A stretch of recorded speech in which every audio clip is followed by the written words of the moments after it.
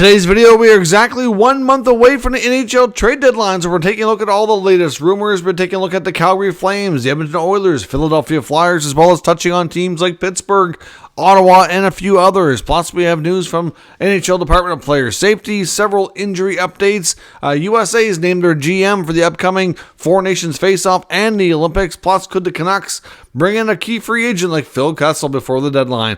All that and more coming up next.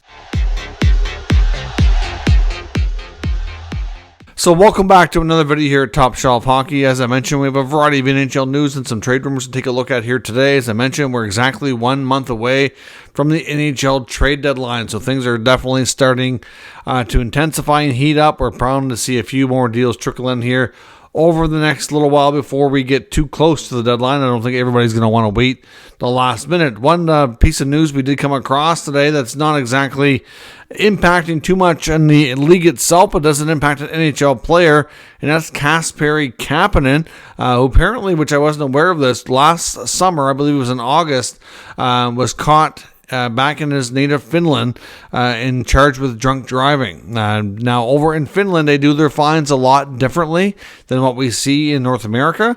I believe their fines are based on their income. So his fine is actually $108,700. What a crazy amount of money, but they're pretty strict with their laws over there, and to be honest, that's not a good idea. It's not a wise move to be doing that. So hopefully he learned his lesson, because that is an awful lot of money to have to forfeit for getting charged with that type of offense. So, so Kapanen learned the hard way, and he's not the first player we've heard of getting big fines over there in Finland or Sweden as well for that type of stuff. So certainly hope that we don't hear of anybody else getting that, because that's a ton of money. We also saw a much different kind of fine. The Dallas Stars forward Mason Marchment was fined $5,000 by the Department of NHL Player Safety for an interference situation with the Toronto Maple Leafs last night and defenseman Jake McCabe. McCabe ended up cut. I don't believe there was any call on the play. I know they had a little bit of a situation last night between the Stars and the Leafs. The Leafs ended up winning that game, but it was a chippy affair at times for sure. Marchment walks away with a fine out of it. Several other updates around the league regarding some injuries and some roster moves. The Devils welcome back Jack Hughes tonight. He's been activated and will be in the lineup for tonight. The St. Louis Blues today recalled defenseman Calle Rosen because they had to place Justin Falk on injured reserve due to a lower body injury. The Los Angeles Kings today also recalled a couple of players for getting ready for their upcoming game against the Oilers, which will be Alex Turcotte and Brant Clark. The Ottawa Senators today did confirm, or through the reporters, that Jake Sanderson will not be available this weekend. We know the last game before the All-Star break, he did suffer some sort of injury. It wasn't really an obvious situation, but we knew he left the game and did not return. I believe it was like in the second period. So we don't really know much about it. The team has really technically never put out a statement on it, but Sens reporters are saying that he was not at practice today and will not be available this weekend, but they do not know exactly how long he's going to be out. Travis Hamonic is set to return and will take his spot in the lineup.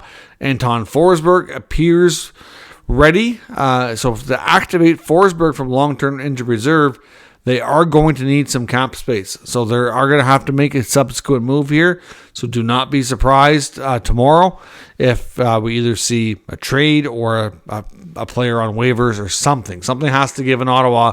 They need a little bit more space for Forsberg to return. The Seattle Kraken today recalled Riker Evans as well. And in Tampa, last night we saw a terrible injury to defenseman Mikhail Sergachev. Obviously got tied up with Alexis Lafreniere when they were playing the Rangers.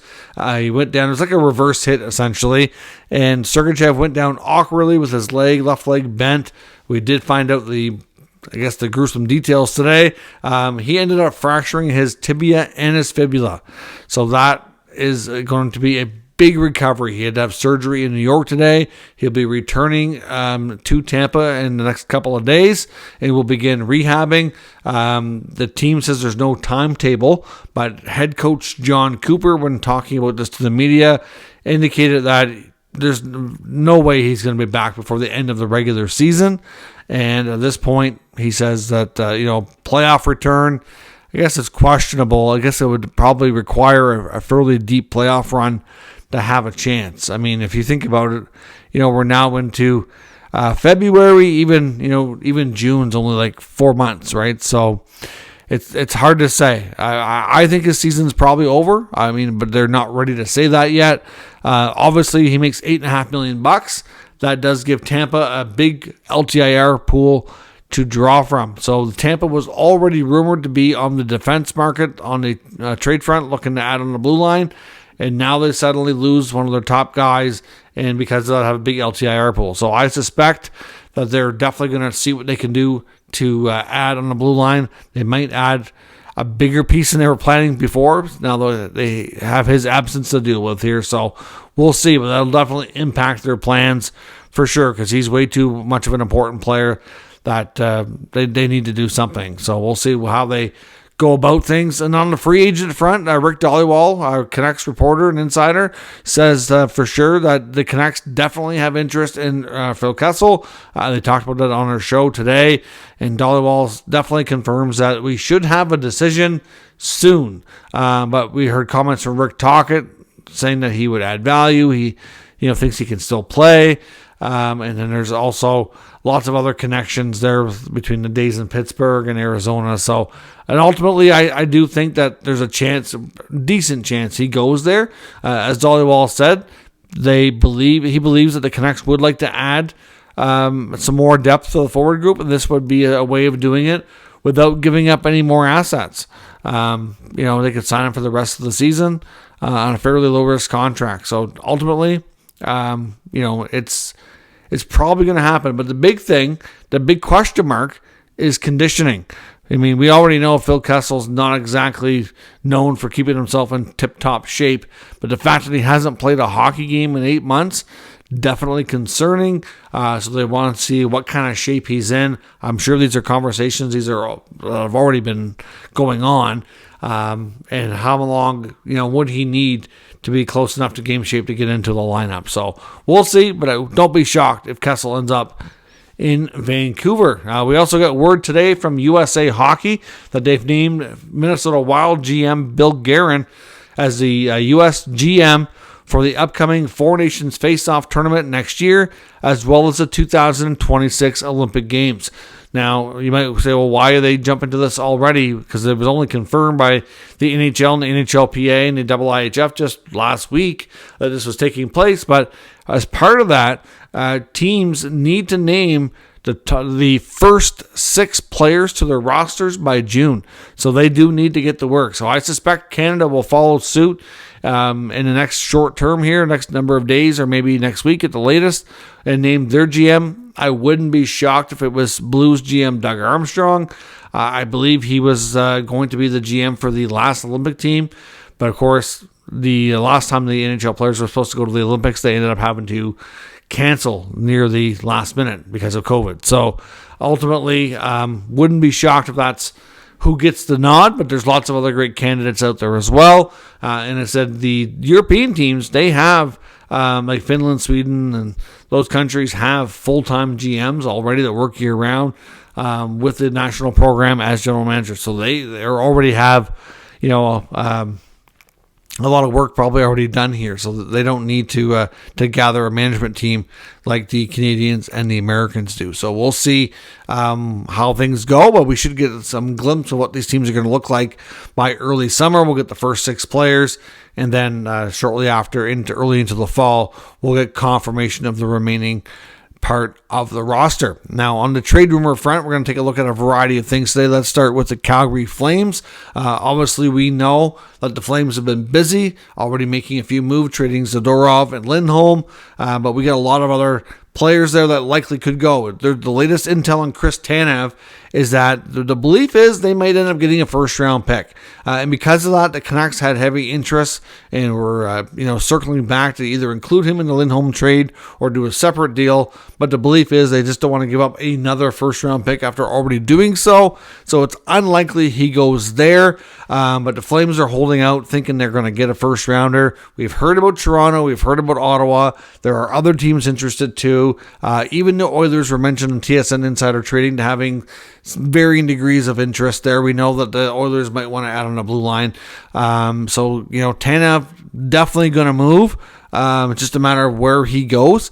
Noah Hanifin, we know that there's interest from the Flames to keep him, but he's kind of had some cold feet and about committing there. So we know back earlier this year there was reports of a 8-year deal at $60 million on the table, and it was believed that he was going to sign. And then last minute he got cold feet, decided I can't sign this for whatever reason. Obviously the team wasn't doing the greatest and was having second thoughts, and it's been kind of quiet ever since.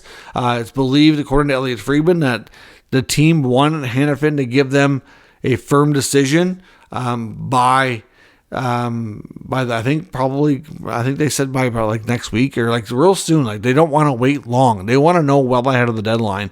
And there's some out there that think that Hanifin's already given his decision to Conroy. So to me, if this is true and he's given his decision to the general manager and there's been no announcement of a contract signing, I think the decision might be to move on. If you think about it, I don't know that the Flames would really change the offer. They gave him a very generous offer before. So to be honest, I think that it would probably still be on the table because they definitely would like to keep him if he would stay. And it sounds like I think we're leaning towards a trade here, but I know there's been a lot of talk about Boston, and obviously the Bruins have been connected to this player for a long time since he was drafted, basically. We've heard Arizona's name out there. I'm not sure how serious they are, but there's lots of other teams too, and now suddenly a team like Tampa loses Sergachev. Would they suddenly get into the mix for a guy like Hanifin? That wouldn't be shocking in the least. I mean, Hanifin is a guy that's pretty unique skill set for what's available at least known on the trade market for pending UFA players. Not a lot of skating, puck-moving defensemen like him out there. The Flames know this, so they have him and Tanev, and they're going to drive the price up as high as they can. So clearly those guys are very likely going to go. It's just a matter of where things end up. And even Jacob Markstrom made comments. So he did an interview with a Flames reporter and essentially said that, didn't make it sound like he was opposed to being traded at all. It said that he's kind of, putting everything on the back burner, kind of ignoring the rumor mill, so to speak. But he said, if the Flames come to him about his no move clause, that's when he'll really give it some thought. So he didn't say he didn't want to leave. He never said that he would not waive or any of those things. So I honestly think if the Flames approached him with a deal that they really liked, that he would really consider it. So I wouldn't rule out a Markstrom trade, but I think it's less likely we see it before the deadline compared to the two defensemen. Now in Philly, there's still lots of talk about a variety of players, including Scott Laughton getting a lot of attention, Sean Walker, as well as Rasmus Ristolainen. Ristolainen's not in the lineup tonight, and it drew a lot of speculation considering there was a lot of reports today about him potentially garnering trade interest, and then suddenly he's not out for warm-up, and the team hadn't announced anything. Now we know, and according to the team, that he has an illness and he's sick and he's not going to play tonight. Is that really the reason, or is there really some trade talk going on? It's difficult to say. But the belief is, according to Anthony DeMarco of thefourthperiod.com, that the Leafs and the Canucks are the main teams linked to Rasmus Ristolainen. So we'll see where that goes. As far as Laughton and Walker, there is a connection to the Edmonton Oilers as a potential combo deal, that the Oilers are having some varying levels, degrees of interest in both of these players, according to DeMarco as well. Now, the Oilers are also linked to be looking at a variety of things. On TSN Insider Trading, Pierre LeBrun made it known that the Oilers' top priority is adding a top six forward. They have varying levels of interest in a variety of players that they're keeping an eye on. Jake Gensel in Pittsburgh's at the top of that list, but again, we don't know 100% that he's available because we don't know if the Penguins are going to, are they going to be able to play well enough in the next few weeks to get into a playoff spot? What's Kyle Dubas going to do? If he's available, they'll certainly be in on it. Fair to say, unless they make another move first. Another name to watch as well is Vladimir Tarasenko in Ottawa. They believe that there's some level degree of interest there. LeBrun said that even though he just changed agents and has a no move, that he thinks that he would waive for most contenders. I'm not convinced 100% that Tarasenko moves. There's still some belief that he may re-sign in Ottawa. So again, interest, but not confirmed 100% that he's going to be moving. Another name as well to watch is Jordan Eberle, potential reunion from Seattle. If the Kraken are going to make the playoffs, they probably won't trade him. But if they're going to become sellers, if they're not going to be in it in a few weeks' time, then look for Eberle to maybe have a reunion with his old club. And even David Perron in Detroit, another team that's on the bubble, but right now they look like they might be able to get in. If the Red Wings do have a bit of a skid here and are falling out of the picture, then look for maybe a potential reunion with another player there. I honestly think Eberle might be the easiest move for them, but at the same time, some higher end players would be good fits as well. It's believed if they are interested in that combo though with the Flyers of Lawton and Walker, that they're going to have to move a defenseman if they're bringing another defenseman in. It's believed Cody Ceci might be the preferred guy, or maybe Brett Kulak. One of those two would likely have to go, but they definitely want to add at the forward group, preferably somebody who can play a top six role. I mean, I'm not saying Lawton's not a top six guy, but I don't think he really fits the bill quite what they're looking for as much as against Tarasenko or an Eberle. So, we'll see where that goes. But the Oilers definitely are not finished, and they definitely want to make some more additions. And we'll see their losing streak hopefully doesn't go past one, because they had a long winning streak, which unfortunately came to an end in the first game back after the break against the Golden Knights. And they certainly don't want to start a losing streak. They like to get back on the winning side of the puck. So we'll see how the Oilers do here moving forward and what kind of moves they decide to make. So let me know your thoughts on today's news and rumors down in the comments. We'll discuss further. If you're new to the channel, make sure you subscribe and stick around. We'll keep you up to date with all the news, rumors, and analysis of all 32 NHL teams. Thanks for watching, and I'll catch you next time.